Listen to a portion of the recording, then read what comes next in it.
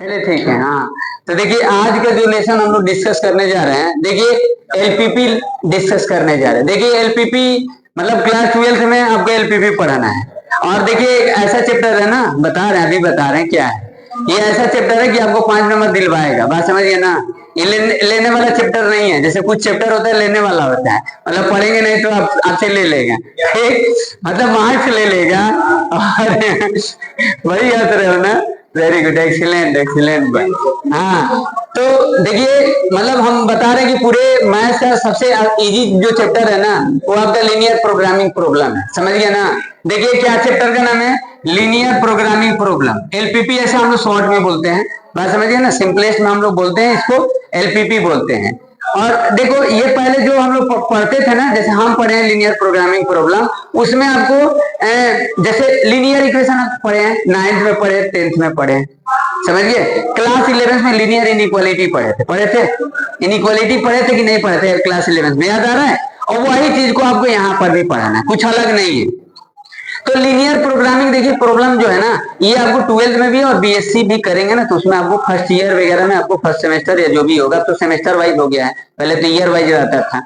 तो हो सकता है कि आपको बीएससी में भी ये फिट मिलेगा, बात समझिए। और वो यूनिवर्सिटी के ऊपर डिपेंड करता है कि कोई मान लीजिए महात्मा गांधी से करता है या बीएचयू से करता है या जो भी जहां से भी करता हो, उसका यूनिवर्सिटी के हिसाब से सिलेबस अलग अलग होता है, समझिए। हो सकता है कि फर्स्ट ईयर में है तो सेकेंड ईयर में, तो ये आपको पढ़ना है। तो इसमें देखिए ये मतलब जो भी है आपको क्या करना है, मतलब लीनियर प्रोग्रामिंग प्रॉब्लम है पढ़ना आपको क्या है, जो लीनियर इनइक्वालिटी पढ़े थे क्लास 11 से वही वाला है, समझिए। इसमें वर्ड प्रॉब्लम वाला कट गया, वर्ड प्रॉब्लम आप समझ रहे हो ना, जैसे लीनियर इक्वेशन 10th में पढ़े थे, तो उसमें वर्ड प्रॉब्लम के क्वेश्चन होते थे, उनका इक्वेशन हम बनाते थे, बात समझिए। तो ऐसे ही यहाँ पर भी लीनियर प्रोग्रामिंग प्रॉब्लम में कुछ मतलब स्टेटमेंट रहते थे, उस स्टेटमेंट को पढ़कर आपको एक इनइक्वालिटी बनाना होता है, तो वो नहीं आपको करना है, समझिए। आपको यहाँ पर इनइक्वालिटी दिया रहेगा, आप उसको लेकर आपको ग्राफ वगैरह बनाना है, बात समझिए। ये 5 मार्क्स का चैप्टर आएगा, देखिए 5 मार्क्स का, और सबसे इजी चैप्टर है ये, आपको 5 नंबर दिलवा देगा, मतलब लेगा नहीं, मतलब इसमें आप खाली देख लेंगे तो 5 नंबर आपको मिल जाएगा, समझ रहे हैं ना। मतलब सबसे इजी चैप्टर है। क्लास 11 में लीनियर इनइक्वालिटी पढ़े थे, इनइक्वालिटी क्या होता है बताओ, इनइक्वालिटी क्या होता है। अब देखो क्लास 10th में 9th में दो वेरिएबल वाला बात किए थे, यहाँ भी जो इनइक्वालिटी होगा इसमें भी आपको दो वेरिएबल पर बात होगा। जैसे दो वेरिएबल, जैसे मान लो x है आपके पास और ये आपके पास y है, समझिए। तो इक्वेशन और इन इक्वेशन में क्या डिफरेंस है, देखो इन इक्वेशन हमको पढ़ाना है, इक्वेशन नहीं पढ़ाना, और इक्वेशन आप पढ़े हो, बात समझ गए। इक्वेशन और इन इक्वेशन, इन इक्वेशन का मतलब हो गया इनइक्वालिटीज, समझ गए। इनइक्वालिटीज का मतलब होगा कि जैसे मान लीजिए x और y है, दो क्वांटिटी हम ले लिए, दो वेरिएबल ले लिए, और आपको दो वेरिएबल पर ही बात करना, समझ रहे हैं।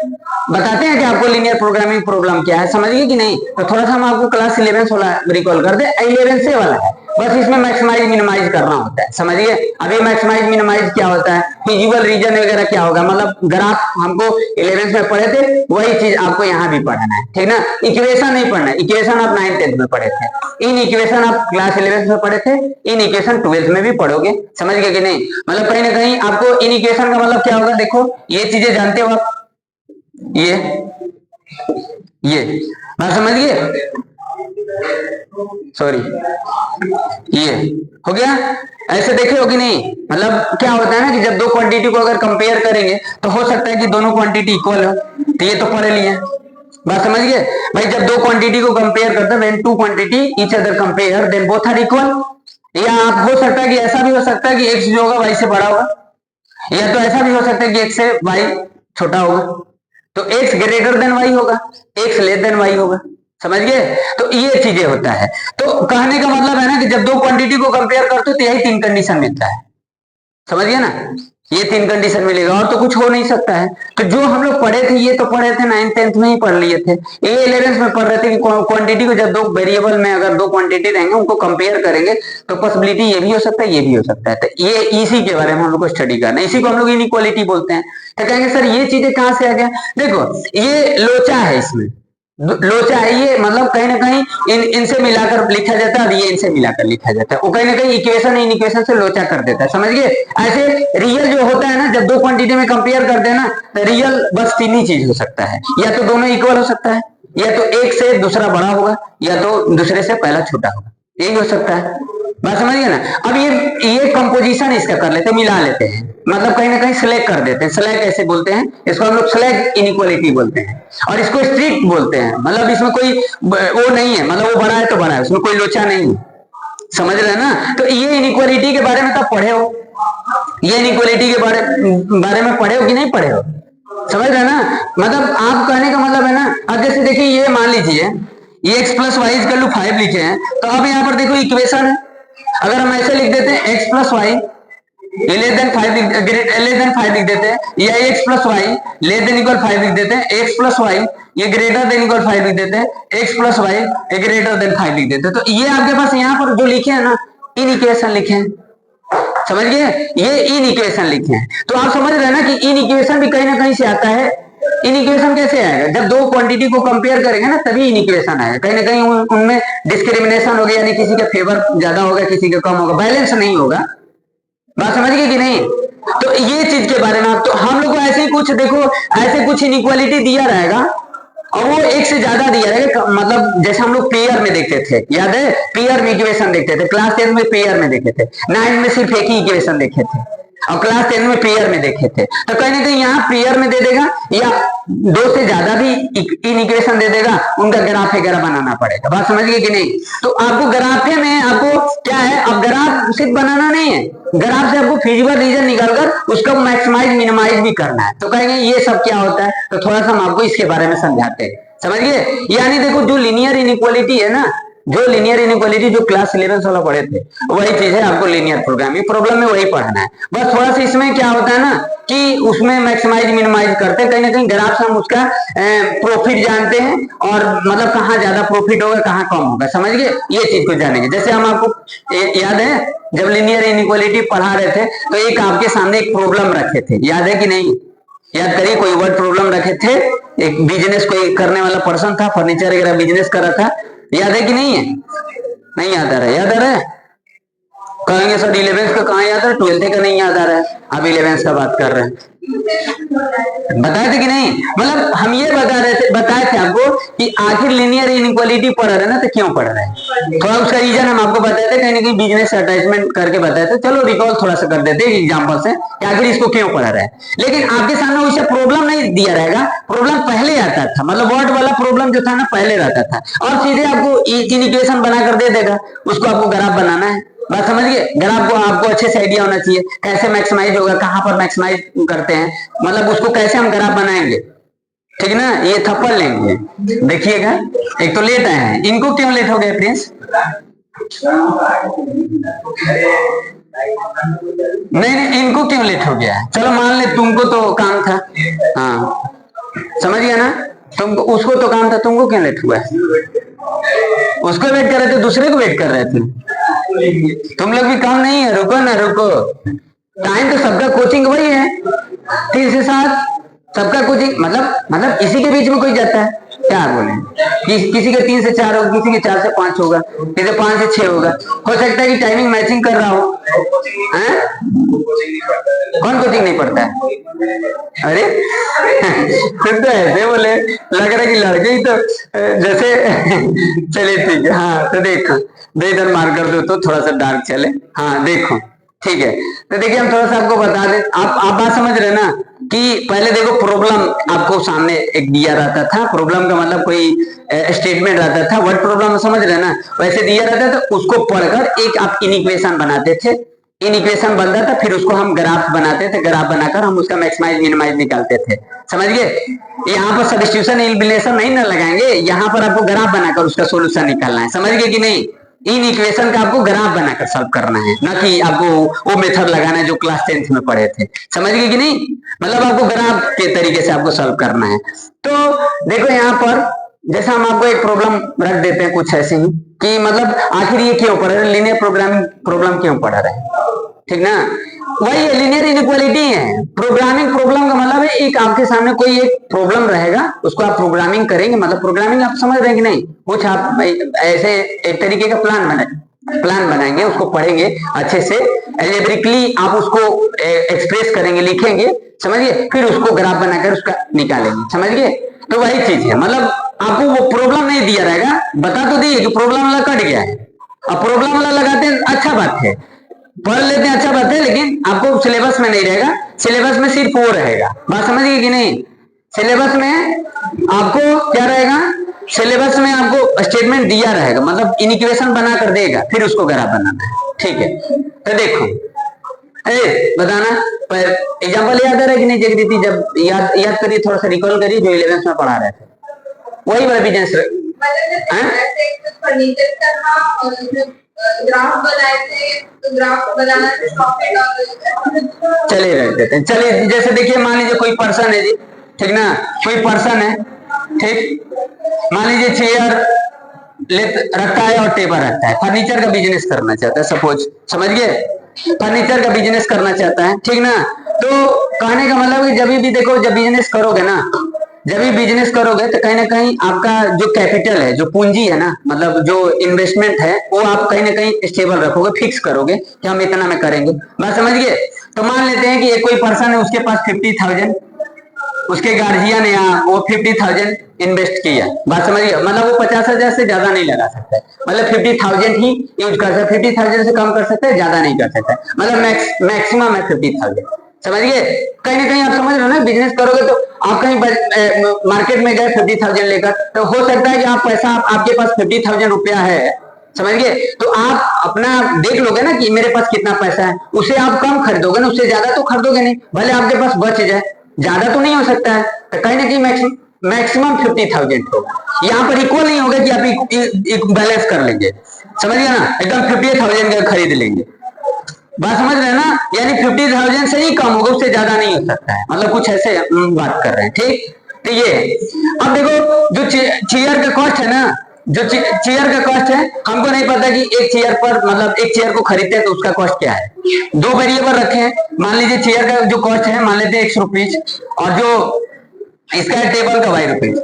इसको अभी अभी आप छोड़ो, इसको मानकर, जो ये माने हैं ना, इसको अभी छोड़ो, चलो बताते हैं, थोड़ा ऐसे आपको बताते हैं। तो मान लीजिए अगर चेयर को सोल्ड करता है, मतलब वो बेचता है, सेल करता है, समझ गए, तो उसको जो प्रॉफिट होता है ना, जो गेन होता है ना, मान लीजिए 300 रुपीज होता है। एक चेयर को अगर सेल करता है ना, तो 300 प्रॉफिट होता है, समझ गए। और टेबल को अगर मान लीजिए सेल करता है, तो उसको 200 रुपीज गेन होता है, ठीक। बात समझ रहे हैं? और जब वो मान लो बिजनेस करेगा, तो फर्नीचर जो भी टेबल कुर्सी खरीदेगा, दोनों कंबाइन खरीदेगा, मिलाकर खरीदेगा, तो कोई एक रूम उसको होना चाहिए ना, तो उसमें कोई एक, मतलब ऐसा नहीं होगा कि उसके पास बहुत सारा स्टोर करने के लिए क्षमता होगा, रूम की भी कुछ कैपेसिटी होगा, समझिए, मतलब जब टेबल और चेयर का होगा, तो उसका एक कहीं ना कहीं हम ऐसा रख लेते हैं कि मतलब मैक्सिमम रख लेते हैं कि 50 उसके पास वो रख सकता है, समझ गए। 50 का मतलब समझ रहे ना, 50 मतलब चेयर और टेबल को मिलाकर हम बात कर रहे हैं, मतलब 50 ही रख सकता है, उससे ज्यादा नहीं रख सकता है, और 20 भी रख सकता है, मतलब ये दोनों मिलाकर 30 भी रख, मतलब 50 से ज्यादा उसमें स्टोर नहीं हो पाएगा। बात समझ, उसकी क्षमता है, मतलब उस रूम की कैपेसिटी हो गया, ठीक ना, ये रूम की कैपेसिटी हो गया। बात समझ गए। अब देखिए, अब यहाँ पर क्या है, अब यहाँ पर देखिए क्या बता रहा है कि वो 50 क्या है, 50 आप समझ रहे हैं, 50 क्या है, मैक्सिमम है, मैक्सिमम का मतलब समझ रहे हैं ना, ठीक ना। अब देखिए, अब यहाँ पर सोचो, अब हमको जानना है, अब वो जानना है कि 50,000 में उसको चेयर भी खरीदना है और टेबल भी खरीदना है। एक चेयर पर 300 रुपीज रख दिए हैं, गेन उसको हो रहा है, कॉस्ट नहीं है, कॉस्ट नहीं है, कॉस्ट आप जो भी है, आप कॉस्ट भी ले ले, क्या कॉस्ट भी रख सकते हैं, कॉस्ट रखकर आपको समझा देते हैं, ठीक ना, कॉस्ट रखेंगे तभी आपको थोड़ा सा समझ में आएगा। चलिए, चेयर का कॉस्ट ले लेते हैं, जो भी है 500 ले लेते हैं, एक चेयर का कॉस्ट 500 है, ठीक, और टेबल का जो कॉस्ट है ना, ले लेते हैं 400, समझिए ना, एक चेयर आपको कितना में मिलता है, 500 में, और एक टेबल जो मिलता है 400 में मिलता है, ठीक। आपके पास 50,000 रुपीज था, गेन आपको एक चेयर को सेल करे तो 300 मिल रहा है, और एक टेबल को सेल करे तो 200 मिल रहा है। अब जब दोनों मिलाकर रखोगे तो 50 से ज्यादा उसमें नहीं रख सकते हो, ठीक। अब हमको जानना है, क्या जानना है कि कहाँ मैक्सिमाइज होगा, मतलब हम टेबल को बढ़ाएं कि कुर्सी, टेबल को रखें कि चेयर को रखें, टेबल को कितना रखें, चेयर को कितना रखें कि ज्यादा से ज्यादा हमको प्रॉफिट हो। बात समझिए ना, अब चेंज करोगे तो प्रॉफिट अब दिख रहे हैं ना। अगर मान लो आप चेयर लिए, 50,000 रुपीज था, अपने से डिसाइड कर लिए, अपने से मान लो डिसाइड कर लिए इतना ही में देखना है, तो आपको एक चेयर कितने में मिल रहा है 500 में। तो मान लीजिए 500 में हम मान लेते हैं कि 40 हम चेयर खरीद लिए, 40 चेयर खरीद लिए, तो 40 चेयर का कितना हो जाएगा 20,000 रुपीज हो जाएगा ना जी, ये 20,000 हो जाएगा ना। अब बचा है आपको 30,000। ये क्षमता भी देखिए, कैपेसिटी भी देखिए, ये चीज कैपेसिटी भी देखिए 50 है ना। अब यहाँ पर 20,000 ये अपने हम डिसाइड किए हैं, कितना डिसाइड किए हैं, कितना लिए हैं, एक चेयर का कॉस्ट 500, कितना रखे थे 40 रखे थे ना, 40 आपका चेयर हो गया, ठीक। अब 40 चेयर पर प्रॉफिट कितना होगा, आप बताओ प्रॉफिट कितना होगा, कितना आ जाएगा, एक पर 300 है, कितना आ जाएगा 40 पर 12,000, ठीक, ये 12,000 प्रॉफिट होगा। अब देखो टेबल पर कितना हो जाएगा, अब टेबल कितना खरीदोगे, अब वो अपने से डिसाइड कर लो, आपके पास कितना पैसा लग गया था 20,000, बचा 30,000, और वो स्टोर करने की भी कैपेसिटी देख लो, तो उसे कम रख सकते हो, ज्यादा नहीं रख सकते हो, ये एक बात कर रहे हैं, समझ गए। तो कितना बचा, हाँ, तो टेबल चेयर के कॉस्ट कितना हो जाएगा 4,000। चलिए, तो एक चेयर का कॉस्ट कितना गेन हो रहा है, तो कितना आ जाएगा 2,000 होगा ना। अब आप सोचो, अब इसमें उसको टोटल प्रॉफिट कितना हुआ है, 12,000 यहाँ हो रहा है, 2,000 यहाँ हो रहा है, 14,000 प्रॉफिट हो रहा है। तो क्या ये स्टेबल हो जाएगा, ये फिक्स है, नहीं है, फिक्स है। अगर आप सोचो कि चेयर को आप मान लो कम करो, और वहां टेबल को आप बढ़ाओ, तो एक ऐसा समय आएगा कि मतलब आप बता नहीं सकते हो, बता सकते हो क्या, ऐसे आप चेक कर करके बता सकते हो। आप मान लो कुछ ज्यादा आपको इन्वेस्टमेंट करना है, समझ गए, कुछ ज्यादा चीजें आपको, कोई आर्टिकल जो है बहुत सारे चीजें हैं, समझ गए कि नहीं, तो ये वेरिएबल में आपको ज्यादा इन्वेस्ट करना है, आपके पास कैपिटल बहुत सारा है, ठीक ना। तो इस चीज को जानने के लिए अगर आपको जानना है कि कहाँ आपको ज्यादा प्रॉफिट होगा, समझ गए, तो ऐसे आपको बैलेंस करके आपको टेबल फिर कुछ रखे, फिर चेयर रखे, फिर चेयर कुछ कम किए, फिर टेबल बढ़ाए, फिर चेयर को फिर कुछ कम किए, फिर टेबल बढ़ाए, फिर टेबल को कुछ कम किए, फिर चेयर बढ़ाए। अब मतलब आप ये नहीं बता सकते हो कि कहाँ पर सबसे ज्यादा प्रॉफिट होगा, नहीं बता सकते हो। तो इस चीज को जानने के लिए हम लोग ये पढ़ते हैं, बात समझिए। और इसको हम ग्राफिकली अगर करेंगे ना, तो तुरंत इसका आंसर आ जाएगा कि हम कितना चेयर रखेंगे और कितना टेबल रखेंगे ना, कि हम ज्यादा से ज्यादा प्रॉफिट कमाएं, समझ गए ना। मतलब पर्पस यही है कि ऐसे प्रॉब्लम अगर आएंगे तो उनको हम कहीं ना कहीं प्रोग्रामिंग करके हम उसका सोल्यूशन निकालेंगे, मतलब कैसे हम जानेंगे कि कहां पर ज्यादा से ज्यादा हमको प्रॉफिट होगा। क्योंकि हम बिजनेस करेंगे, आप सोचो, अगर हम बिजनेस करेंगे तो हम ये ऐसा सोचेंगे ना कि मेरे में, मतलब बिजनेस करने के बाद नहीं, बिजनेस करने से पहले कि हम कितना आर्टिकल रखें, मतलब कितना चेयर रखें, कितना टेबल रखें, तो हम ज्यादा से ज्यादा प्रॉफिट करें। बात समझिए। तो कहीं ना कहीं मैथमेटिकली उसको अगर ग्राफ बनाकर हम पहले समझ जाएंगे कि कहां पर हम कितना मतलब कितना चेयर रखें और कितना टेबल रखें, तो हम ज्यादा से ज्यादा। अब ये 14,000 ही उसका मैक्सिमाइज नहीं हो गया, 14,000 ही उसका प्रॉफिट नहीं होगा, हो सकता है कि ये मैक्सिमम वैल्यू हो 40,000, उससे ज्यादा प्रॉफिट ना हो, लेकिन अगर चेंज करोगे ना तो कहीं ना कहीं चेंज होता रहेगा, ये तो वही रहेगा नहीं। अब कुछ चेयर को कुछ और कर दो, फिर टेबल को कुछ और कर दो, 50% खरीद लो, कुछ और चेंज करो, बात समझिए ना, तो कुछ और हो जाएगा प्रॉफिट, बात समझिए। तो एक पार्टिकुलर कोई एक प्रॉफिट होगा ना जो मतलब सबसे ज्यादा होगा, तो उस चीज को हम कैसे जानेंगे, बात समझिए, मतलब कहाँ सबसे ज्यादा होगा। तो यही हमको ऑप्टिमाइज करना है, यही मैक्सिमाइज करना है, समझ रहे हो कि नहीं, बात समझ में है। तो ऐसे आपको प्रॉब्लम नहीं दिया है, ये तो हम ऐसे आपको एक नॉलेज दे दिए कि आपको लिनियर प्रोग्रामिंग प्रॉब्लम पढ़ के रहा है, मतलब कहीं ना कहीं आप दो वेरिएबल में अगर आपको बिजनेस करना है, दो चीजें में बिजनेस करना है, दो से ज्यादा नहीं एप्लीकेबल होंगे, बात समझ गए, ओनली 2 वेरिएबल, समझ गए। दो ये चीज में आप बता सकते हो कि कहां पर आपको मैक्सिमाइज होगा, कहां मिनिमाइज होगा, मतलब आप कैसे जानोगे, बात समझिए। तो कहीं ना कहीं इनको ग्राफ के तरीके से हम इसको सॉल्व कर सकते हैं, बात समझिए कि नहीं। तो ये चीजें हैं। तो अगर इनका आप देखो, ये हम ऐसा अगर आपको प्रॉब्लम रखे हैं तो यहाँ पर इन इक्वेशन बनाए नहीं, अब इन इक्वेशन आपको बनाना पड़ता है।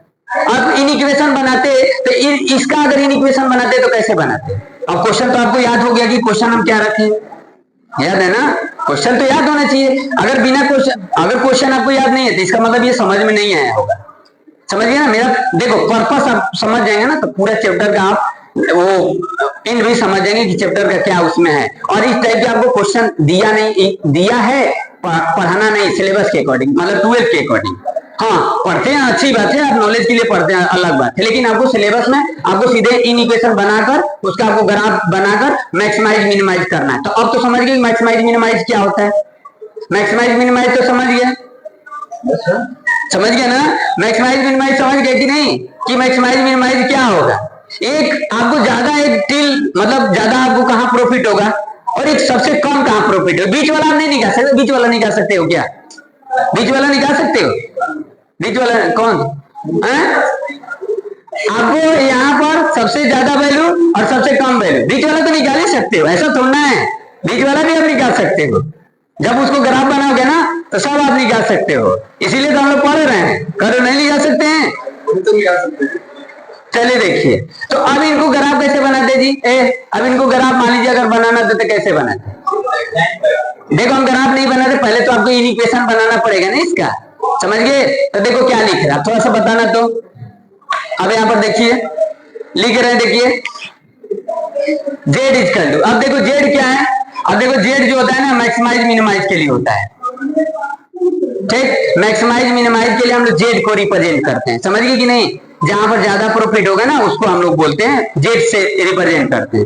अब देखो अब चेयर का तो कॉस्ट हमको पता नहीं है भाई, चेयर कितना लेंगे, चेयर का तो एक कॉस्ट पता है, एक चेयर का तो कॉस्ट पता है ना, एक चेयर का तो कॉस्ट पता रहेगा ना, समझिए। अब वो कितना चेयर लेते ये पता थोड़ा है, नहीं पता है, समझे, एक चेयर का तो कॉस्ट आपको दिया रहेगा, तो एक चेयर दिया, एक चेयर का कॉस्ट दिया रहेगा, तो मान लो हम एक चेयर खरीदते हैं, तो एक चेयर का कॉस्ट कितना हो जाएगा, अब मान लो जो भी एक चेयर का कॉस्ट रहेगा, अब एक चेयर का कॉस्ट कितना लिखे थे 500, तो 500 एक्स हो जाएगा और प्लस हो जाएगा, प्लस क्यों कर रहे हैं, ऐड करोगे ना, टोटल करोगे ना भाई, चेयर का कॉस्ट है, एक चेयर का कॉस्ट है 500 खरीदोगे, कुछ बैलेंस मिल आपको कुछ पैसा लगेगा, फिर वो टेबल खरीदोगे, एक वाई टेबल खरीदोगे, एक टेबल का कॉस्ट है, वाई टेबल का कॉस्ट निकालोगे फिर सम करोगे तब टोटल आपका कॉस्ट आएगा ना, तो कितना हो जाएगा 400, ये वाई हो जाएगा, तो ये यहाँ पर जेड हो जाएगा, अब इसको हम जेड लिखते हैं। अब यहाँ से एक्स और वाई निकालना पड़ेगा, एक्स और वाई निकालोगे तो यहाँ से आपको निकलेगा, ये मैक्सिमाइज हो जाएगा, मैक्सिमाइज मिनिमाइज यहीं से होगा, जेड इक्वल। अब इक्वेशन क्या होगा, देखो यहाँ पर लिखे हैं x plus y greater than equal 50 लिखे, ये क्या लिख दिए, क्या बोले थे कि देखो चेयर जो है ना, एक चेयर खरीद रहे हो और टेबल वाई चेयर खरीद रहे हो, इन दोनों का सम कितना है, x plus y greater than equal, less than equal 50, sorry less than equal 50, क्या होगा, लेस देन इक्वल 50 हो, 50 से कम होगा, उससे ज्यादा नहीं रख सकते हो क्योंकि रूम में जगह नहीं है ना, समझ रहे हो, तो ये है, मतलब स्टेटमेंट को पढ़कर समझोगे कि लेस देन होगा कि ग्रेटर देन होगा, स्टेटमेंट तो पढ़ेंगे ना, जैसे क्वेश्चन आता है तो स्टेटमेंट पढ़ते हैं, उस टाइप का क्वेश्चन आपको नहीं हम लोग को लगाना है, बार बार वही बोल रहे, ठीक। अब क्या होगा, अब दो वेरिएबल है तो दो वेरिएबल है तो दो इक्वेशन तो कम से कम होना चाहिए ना, और यहाँ पर ये डिस्ट्रक्शन कर देते हैं, कोई तो दिक्कत है नहीं, आप 11th में भी पढ़े हो, यहाँ देखो x y greater than equal 0 first quadrant के लिए बता रहा है, मतलब एक्स भी प्लस में वाई भी प्लस में, चेयर और टेबल जो होगा, एक चेयर खरीद रहे हो टेबल खरीद रहे हो, कितना चेयर खरीदो कितना टेबल खरीदो तो प्लस में ही होगा ना, ठीक ना, आज तुम नहीं सो रहा, पंडित जी सो रहे हैं, वेरी गुड। एक्स जो होगा वाई जो होगा वो 0 के इक्वल 0 से बड़ा होगा, आप लोग का बीमारी हो गया है ना, गुड, बताइए आप लोग कैसे कैसे आप लोग को पढ़ाई होगा, हम आपको कोशिश कर रहे हैं कि आपको थोड़ा सा एक बता दें कि पर्पस क्या है, उसको पढ़ क्यों रहे हैं और करना कौन बड़ी बात है, इसमें है क्या, आपको कुछ है ये नहीं, इस बात को समझना है, कुछ है नहीं, समझिए बस एक वेरी गुड, तो हम बोले कुछ नहीं तो इसका मतलब आप पढ़ना ही मत, चलो ठीक है। हाँ तो देखिए एक्स जो होगा वाई जो होगा ये 0 से बड़ा ये लिए अपने से लिए क्योंकि यहाँ पर चेयर और टेबल जो होगा ना वो प्लस में ही होगा, बात समझ गए, ये नंबर ऑफ चेयर और नंबर ऑफ टेबल मतलब नंबर ऑफ चेयर समझ रहे हो ना, हाँ तो यहाँ पर प्लस में दिखा दिया, रिस्ट्रिक्शन लगा दिया फर्स्ट क्वाड्रेंट के लिए। हाँ और अब कौन सी क्वांटिटी, अब दूसरा इक्वेशन क्या बनेगा, दूसरा कॉन्स्टेंट क्या बनेगा, एक कॉन्स्टेंट तो ये बन गया, देखो कॉन्स्टेंट कॉन्स्टेंट बोल दे रहे हैं तो कोई दिक्कत नहीं है, कॉन्स्टेंट भाई इन इक्वेशन आप समझिए, समझ गए। और जेड मतलब क्या होगा, जेड का मतलब क्या हो गया, जेड का मतलब हो गया कि यहां से मैक्सिमाइज मिनिमाइज होगा, यहां से ऑप्टिमाइज करेंगे, मतलब जो भी आप बनाएंगे मतलब कहां पर आपको ज्यादा प्रॉफिट होगा, कहां कम होगा, समझ रहे हैं ना। यहाँ से आपको निकालेंगे कि कहां पर मैक्सिमाइज हुआ, कहां पर मिनिमाइज हुआ, उसको हम जेड रिप्रेजेंट करते हैं, समझ गए। और ये तो समझिए, पहला स्टेटमेंट तो समझिए अकॉर्डिंग टू क्वेश्चन। अब दूसरा स्टेटमेंट क्या होगा बच्चे? हाँ, वेरी गुड। नो नो, एक चेयर का कॉस्ट कितना है? 500। तो चेयर कितना लिए हैं? एक चेयर लिए ना, तो 500 चेयर का कॉस्ट कितना आ जाएगा? 500x प्लस 400y, और क्या होगा? Greater than, sorry, less than equal, greater than, not greater than, less than equal 50,000। ये अब यहां से आप बना लेंगे इसका ग्राफ, बात समझ गए। यहां से आप ग्राफ बनाकर आप निकाल लेंगे कि x कितना रखेंगे और y कितना रखेंगे, कि जहां मतलब हमको कहां पर मैक्सिमाइज होगा, बात समझ गए कि नहीं। तो ये आपके सामने ये इक्वेशन दिख रहा है और ये इक्वेशन दिख रहा है, समझ रहे ना, बात समझ गए। हेलो, समझ गए कि नहीं।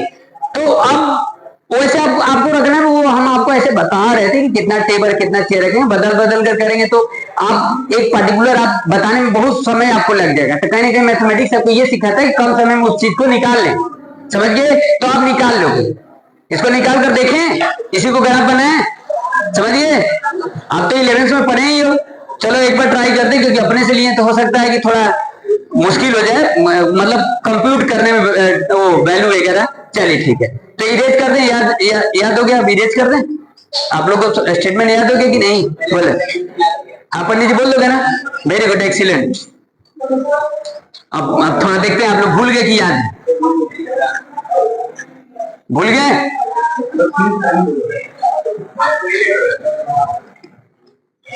तुम लोग आज नहीं जाओगे, समझिए। नहीं तो जाने दो, आज पर रहने दो, समझिए। चलिए देखिए, क्योंकि वो आप लोग का गलती है, मेरा गलती नहीं, समझ गए। अभी हम बताएं कहाँ है, क्या बताएं आपको, और बता रहे हैं कैसे? ये तो ऐसे ही आपको दिखा दी कि इस तरीके से था। चलो देखिए, ऐसी लिखे तो याद है क्या है? कुछ अपनों से ले सकते हैं, क्या लिए थे बताइए? चलिए कोई छोटा ही ले लेते, थोड़ी हो तो समझ गए।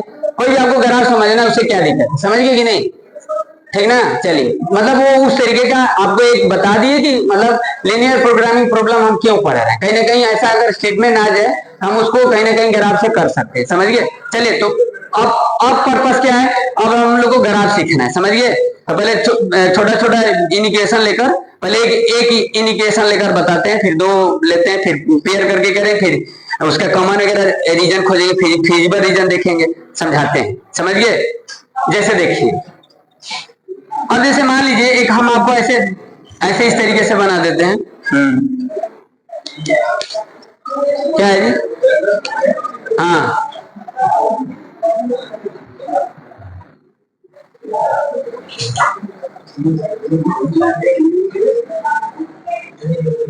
चलिए ठीक है। तो यहाँ देखिए, जो भी होगा हम फर्स्ट कोऑर्डिनेट में बात करेंगे। ऐसा नहीं होगा कि अगर आप कार्टेशियन जो प्लेन है वो आप बना रहे एक्स एक्सिस वाई एक्सिस, मतलब पॉजिटिव और नेगेटिव, तो उसे कोई दिक्कत नहीं है।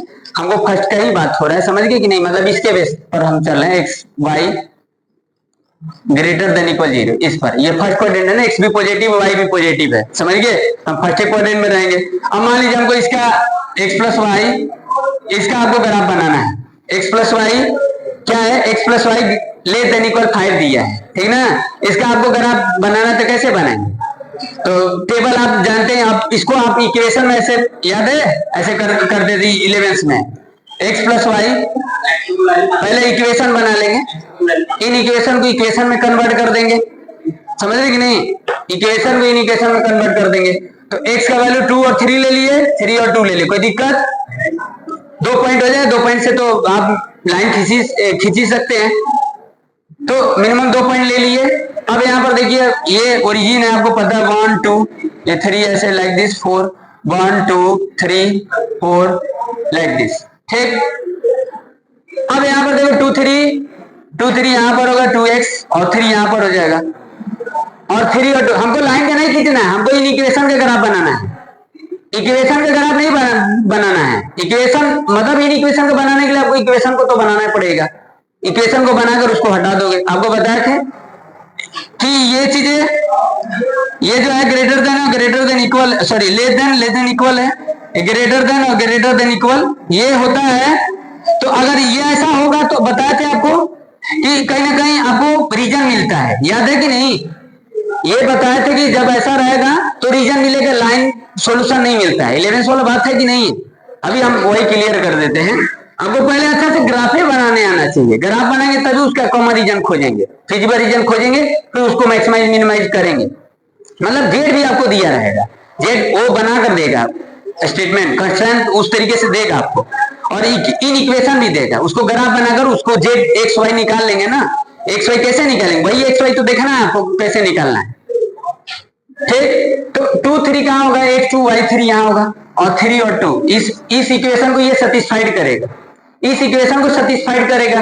अब x प्लस वाई ये लेस देन इक्वल 5 है, ये पॉइंट इसको थोड़ा सेटिस्फाइड करेगा भाई, इसमें ये रखेंगे तो सेटिस्फाइड नहीं करेगा, कहां सेटिस्फाइड करेगा? नहीं करेगा। तो इसका मतलब है कि जो इसका जो ग्राफ होगा वो कहीं ना कहीं रीजन होगा, या तो अबव द लाइन होगा या तो बिलो द लाइन। 11 16 पढ़े हैं, ये चीज है। तो 2 3 और 3 2 यहां पर हो जाएगा, तो कुछ ऐसे लाइन होगा। चलिए अब देखिए 5 0 ले लेते हैं, और यहां पर भी 5 0 5 0 0 5 होगा ना। इस इक्वेशन को देखो, क्योंकि लाइन को जब काटोगे तो एक कोई इस तरीके से ले लीजिए, ठीक? ये हो गया आपका 5, मान लेते हैं 5 लेट कर लिए, ये 0 का 5 हो गया, सॉरी 5 का 0, ये 0 का 5 हो गया, ये आपका हो गया 2 का 3, और ये 3 का 2 हो गया। इस तरीके से हुआ, ठीक ना? मतलब इसका ये इक्वेशन है, मतलब इस लाइन पर जितने भी पॉइंट है ना इसको सेटिस्फाइड करेगा। अब इसके लिए क्या बताए थे? इसके लिए एक सिंपल तरीका बताए थे कि आप ओरिजिन को रख लो, 0 0 रख लो। देखो ये 0 0 से बड़ा है, मतलब ये 0 + 0 0 से बड़ा है 5। तो इसका रीजन अब देखिए कोई और भी पॉइंट रख सकते हैं, x और y की जगह पर बताए थे, x और y की जगह पर और भी पॉइंट रख सकते हैं। तो अब बोर्ड पर बनाया, मान लीजिए ग्राफ में रहता है तो पता चलता है कि ये पॉइंट हो सकता है कि हमें यहाँ दिख रहा है आपको, और हो सकता है कि इसको एग्जैक्ट अगर नंबरिंग जो किए हैं, मतलब लेट वो जो डिस्टेंस है अगर ऐसा रखें, पता चला कि ये लाइन ऊपर चला जाए और आप ये रख रहे हैं, समझ रहे ना? तो ऐसे गलत हो जाता है। तो 0 0 से क्लियर समझ में आ जाता है कि नीचे रीजन होगा कि ऊपर रीजन होगा, ठीक ना? ओरिजिन रखते हैं ना, बताए थे ना। तो ये 0 0 रख लिए, ये सेटिस्फाइड कर रहा है, तो इसका मतलब इसका रीजन किधर होगा? इसका रीजन किधर होगा? सेटिस्फाइड कर रहा है, तो कहीं ना कहीं रीजन इसका इधर हो जाएगा। अब फर्स्ट क्वाड्रेंट का बात होगा तो फर्स्ट क्वाड्रेंट में ही रहेंगे हम, ऐसे आपको बता दे रहे हैं। इस तरीके से इसका ग्राफ होगा। अब ये लाइन डॉट हो जाएगा, डॉट ऐसे कोई करता नहीं, लेकिन आप डॉट करिए। डॉट का मतलब समझ रहे ना? डॉट इसलिए हो रहा है ना क्योंकि इस पर जो भी पॉइंट होंगे ना इन इक्वेशन को सेटिस्फाइड नहीं करेंगे, यानी लाइन के नीचे हो जाएगा, बिलो द लाइन हो जाएगा, रीजन इसका बिलो द लाइन। तो ये चीजें हो जाएगा अगर फर्स्ट क्वाड्रेंट का बात करेंगे तो। फर्स्ट क्वाड्रेंट में ये हो जाएगा, सिर्फ इस तरीके से इसका रीजन मिलेगा ना, फर्स्ट क्वाड्रेंट का बात होगा तो। एक के लिए तो आप समझ ही गए, यू गो अहेड। हाँ तो देखिए ये बात समझिए बच्चे, ठीक है? अब देखिए पंडित जी समझ में आ रहा है? गुड। देखिए ये आपको बता रहे हैं कि ये किसी को भी ये 5 मार्क्स दिलवा देगा, समझिए? इतना आसान चैप्टर, इजी चैप्टर, बार बार हम बोल रहे हैं, एक दिन का काम है, कल पर मंडे तक आप देखिएगा, मंडे तक खत्म हो जाएगा, इसमें कुछ है ही नहीं। आपको सिर्फ ग्राफ को प्रैक्टिस करना है, ठीक ना? अच्छे से ग्राफ बना लेना है। आपको ये भी नहीं कि आपको कोई प्रोग्राम आपको उस तरीके से कोई वर्ड प्रॉब्लम दे देगा, समझने में थोड़ा सा मुश्किल होगा, सब बने बनाइए, आपको ग्राफ सही से बनाना है बस। उसके बाद ग्राफ ही आएगा, आपको वर्ड प्रॉब्लम के क्वेश्चन नहीं आता है, आप कट गया सिलेबस के हिसाब से, आप नहीं है, पहले पढ़ना होता था, समझिए कि नहीं? लीनियर प्रोग्रामिंग प्रॉब्लम का क्वेश्चन आधा पेज का क्वेश्चन होते थे, उनको पढ़कर एक स्टेटमेंट पढ़कर आप एल्जेब्रिकली उनको इन इक्वेशन बनाइए, फिर उनको ग्राफ बनाइए, फिर उनका कॉमन रीजन वगैरह खोजकर उसको मैक्सिमाइज मिनिमाइज करिए। ऐसा होता था, लेकिन अब नहीं, अब सीधे ऐसा दे देगा। अब एक नहीं देगा, हम तो ऐसे समझाने के लिए एक रखे हैं, समझ गए? वो जब भी रहेगा 2 मोर देन इन इक्वेशन दिया रहेगा, 3 दे देगा, 4 भी दे सकता है एक में, समझ गए कि नहीं? ये चीज है। तो चलिए हम इसी में एक और एक्स्ट्रा जोड़ देते हैं, समझ गए कि नहीं? अब x प्लस वाई ये लिए थे एक क्वेश्चन में, इन इक्वेशन ये लिए थे, एक ये ले लेते हैं, ये ले लेते हैं। ठीक ना। अब इसके लिए देखिए क्या होगा, लाइन हम वही खींचेंगे, लाइन वही खींचेंगे ना। जैसे ये लाइन तो वही रहेगा, इन इक्वेशन में कन्वर्ट करें तो लिखेंगे x plus y equal to 5 लिखेंगे, तो ये भी डॉट हो जाएगा, डॉट वाले लाइन ही होंगे, क्योंकि ये इसका भी सॉल्यूशन लाइन नहीं मिलेगा। लाइन इसलिए नहीं मिलेगा कि लाइन वाले जो पॉइंट आप इसको इक्वेशन में कन्वर्ट कर रहे हैं, तो इक्वेशन के जो पॉइंट आप निकाल रहे हैं इसको सेटिस्फाइड नहीं करेगा। 3 2 सेटिस्फाइड करेगा, 2 3 सेटिस्फाइड करेगा, यहाँ इक्वल तो है नहीं, तो लाइन पर जितने भी पॉइंट होंगे सेटिस्फाइड नहीं करेंगे, तो इसका रीजन इधर मिलेगा, इसका रीजन इधर मिलेगा। तो इसमें तो कोई कॉमन ही नहीं हुआ, इसमें कोई कॉमन हुआ, इसमें कोई कॉमन रीजन है, इसका तो ऊपर होगा इसका नीचे होगा, कोई कॉमन ही नहीं है। तो ऐसा भी नहीं दिया रहेगा, उसका कुछ ना कुछ कॉमन मिलेगा, और ऐसा भी दे सकता है, हो सकता है कि कॉमन ना मिले, उसमें कोई आपका मैक्सिमाइज मिनिमाइज नहीं कर सकते हैं। जहां पर कॉमन निकलेगा वहां पर ही मैक्सिमाइज मिनिमाइज करेंगे। बात समझ रहे हैं? थोड़ा हम ऐसे आपको एक रफ फिगर बनाकर बताते हैं, बात समझ गई कि नहीं। अब देखो इन इक्वेशन रख कर अपने से उसका कॉमन रीजन खोजें। इससे ऐसा कि हम आपको पहले समझाते हैं कॉमन रीजन कैसे खोजेंगे, कुछ ऐसे डायग्राम बनाते हैं अपने से। देखिए थोड़ा समझने की कोशिश करो। अब इससे इजी चैप्टर कोई नहीं है मैथ्स में आपको, ठीक। और अब तो और इजी हो गया, पहले तो थोड़ा बहुत मान लो ठीक भी था, लेकिन अब तो कुछ है ही नहीं इसमें जो भी है। अब आपको उस तरीके से भी आपको क्वेश्चन नहीं दिया रहेगा कि आपको बनाने में हार्ड लगे। जैसे देखिए हम आपको ऐसे खींच रहे हैं, थोड़ा सा समझना बताना। तो अब जैसे मान लीजिए ये है आपके पास, इसका ग्राफ हम इधर ले लेते हैं। अब देखो फर्स्ट क्वाड्रेंट में ही हम रहते हैं, क्योंकि मैक्सिमाइज मिनिमाइज जो भी होगा वो फर्स्ट क्वाड्रेंट का ही बात होगी, ठीक। सेम खींच दिए इस तरीके से। और देखिए ये लाइन है, मान लीजिए कोई भी लाइन है, ये कोई लाइन था, इसका रीजन हम इधर दिखा दिए, अपने से ले लिए समझाने के लिए। बात समझिए, उनका आप ग्राफ बनाते निकालते पॉइंट, फिर उसको लोकेट करते, फिर खोजते समय लगेगा ना।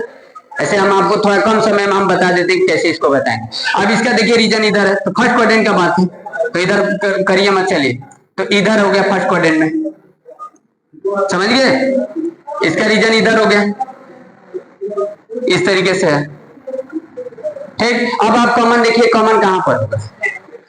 अब देखिए यहां पर कॉमन हो जाएगा, ठीक ना, कॉमन यहां पर हो जाएगा ना। बात समझ रहे कि नहीं। तो कॉमन यहां पर होगा, तो इसी पॉइंट से जो ए पॉइंट है और जो बी पॉइंट है, जो सी पॉइंट है ना। अब जैसे मान लीजिए जेड ये दिया है, सपोज मान लीजिए हम ऐसे कुछ रफ ले लेते हैं, 200x प्लस 50y ऐसे कुछ ले लेते हैं, मान लीजिए जेड ले लेते हैं, ठीक। ऐसे समझाने के लिए आपको, ठीक ना। बात समझ रहे हैं।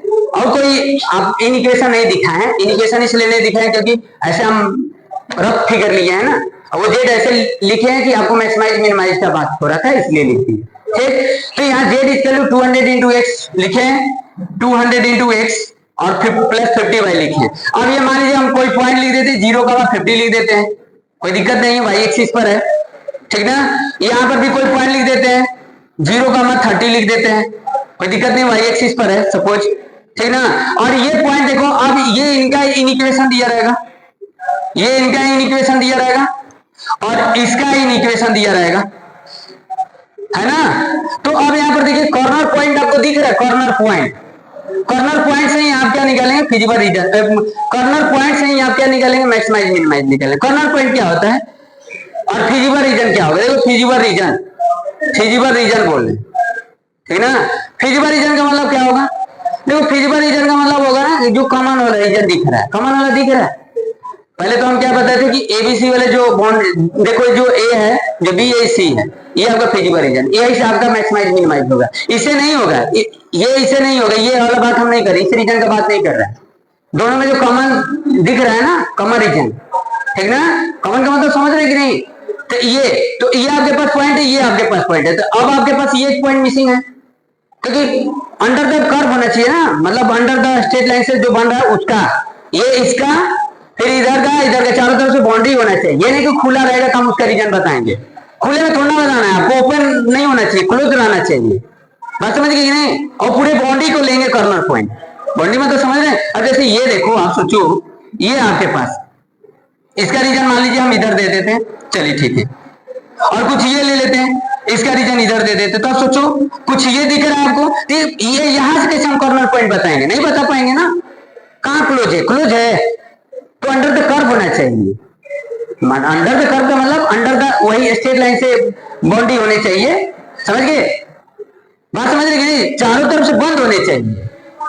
तो यहाँ पर देखिए बंद हो रहा है ना ये चीजें, बात समझ गए कि नहीं। तो अब यहाँ पर ये वाला पॉइंट हमको ये भी देखो अब लिखेंगे, कॉर्नर पॉइंट में देखो 0 50 हो गया, एक हो गया आपका 0 और 30 हो गया। अब ये तो पॉइंट आप ऐसे टेबल बनाकर निकाल लेंगे ना, जैसे आपके पास कोई इन इक्वेशन दिया रहेगा तो x रखेंगे तो y आ जाएगा, y रखेंगे तो x आ जाएगी, ये पॉइंट ऐसे ही निकाल लेंगे। लेकिन ये पॉइंट नहीं ना निकाल पाएंगे, अभी ये पॉइंट तो निकाल ही सकते हैं लेकिन ये पॉइंट ऐसे दोनों का कॉमन होगा ना, तो इक्वेशन में कन्वर्ट करके आपको इंटरसेक्टिंग पॉइंट निकालना पड़ेगा।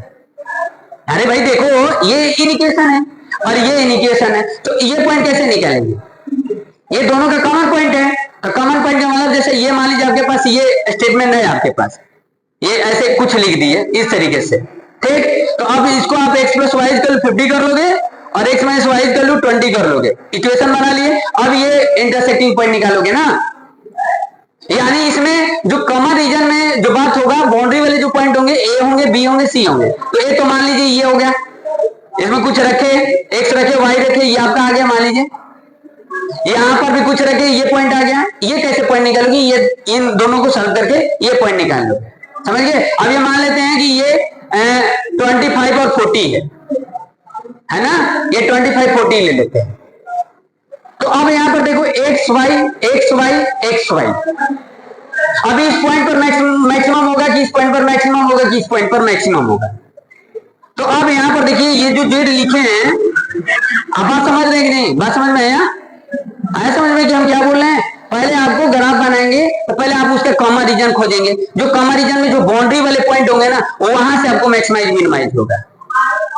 बात समझ रहे हैं, कहां से मैक्सिमाइज मिनिमाइज होगा, बाउंड्री वाले से, कॉमन रीजन वाले से पॉइंट से आपको मैक्सिमाइज मिनिमाइज होगा। हम सारा पॉइंट नहीं ले लेंगे, ये सब नहीं लेंगे, हमको जो जरूरी है ये जो कॉमन रीजन वाला पॉइंट है उसको लेना है, समझ रहे ना। अब आप सोचो कि अब यहाँ पर निकाले, इस पॉइंट को रख दिए, 200 इंटू एक्स के वैल्यू 0 रख दिए और 50 इंटू 50 कर दिए, तो यहां से कोई वैल्यू आएगा। फिर यहां से ये वाला वैल्यू को रखेंगे 200 इंटू 0 और 50 इंटू 30 करें तो यहां से कोई वैल्यू आएगा। और फिर जेड इक्वल वो वैल्यू रखेंगे 200 इंटू 25 प्लस 50 इंटू क्या कर देंगे 40 कर देंगे, तो यहाँ से कोई वैल्यू आएगा। तो इसमें देखो जो सबसे ज्यादा वैल्यू आएगा वो मैक्सिमाइज हो जाएगा, मतलब सबसे मैक्सिमम वैल्यू होगा, यहाँ पर मैक्सिमम प्रॉफिट होगा, मतलब इस पॉइंट पर मैक्सिमम प्रॉफिट होगा। बात समझ गए। तो ये मत सोच लेना कि हमेशा जो इंटरसेक्टिंग पॉइंट होगा, हमेशा जो इंटरसेक्टिंग पॉइंट होगा वहीं से आपका मैक्सिमम वैल्यू होगा। बात समझ रहे हैं, आया बात समझ में, समझ रहे कि नहीं। तो ये आपको एक रफ हम आपको फिगर दिए, समझ में आया कि नहीं। जैसे कुछ और एक लास्ट रख लेते हैं एग्जाम्पल, समझिए बच्ची। तो आपको ग्राफ बना लेंगे, कल हम आपको 1-2 ग्राफ बना देंगे, सीख जाएंगे, समझ गए कि नहीं। हम आपको ऐसे एक थोड़ा सा रफ आइडिया दे देते हैं कि आपको करना क्या, ठीक है ना। तो ये मतलब आपको सारा चीज बनाकर देगा, सिर्फ आपको ग्राफ बनाना है, उसका कॉमन रीजन खोजना है, फिर कॉर्नर पॉइंट लिखना है और उस कॉर्नर पॉइंट को जेड में रखकर देख लेना है कहां पर ज्यादा है कहां पर कम है, समझ गए कि नहीं। आया बात समझ में, ऐसे इस तरीके से, ठीक। चलिए अच्छा कल ही डिस्कस करेंगे, ओके।